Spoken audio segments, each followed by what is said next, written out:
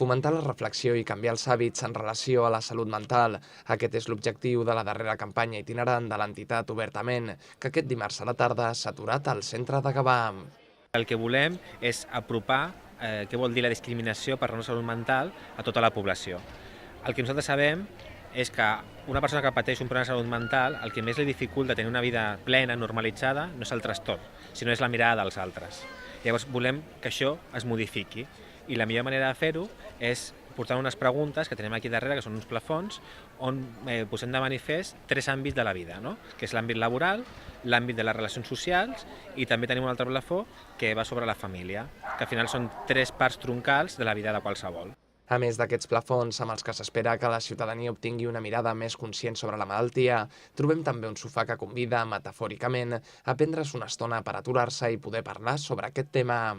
Molt sovint hi ha prejudicis sobre les malalties mentals i hem de tractar-les obertament. D'aquí aquesta idea de fer-ho en un espai públic com aquest, com a la Rambla, al centre, al Rovell de l'Ou de la ciutat.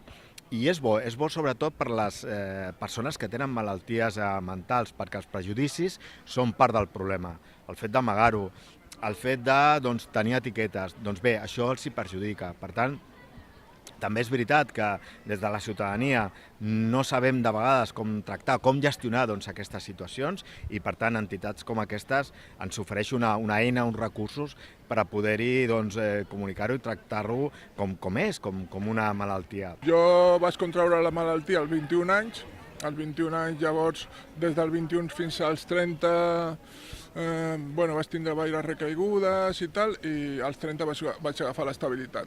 Llavors, durant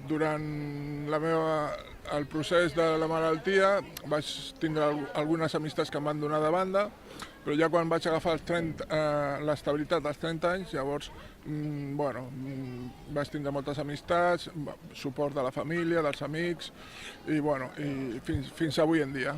Abans d'aturar-se a Gavà, aquesta campanya ha recorregut diferents municipis d'arreu de Catalunya. Aquest dimecres és a Granollers i dissabte es desplaçarà a Tarragona per fer-hi l'última aturada.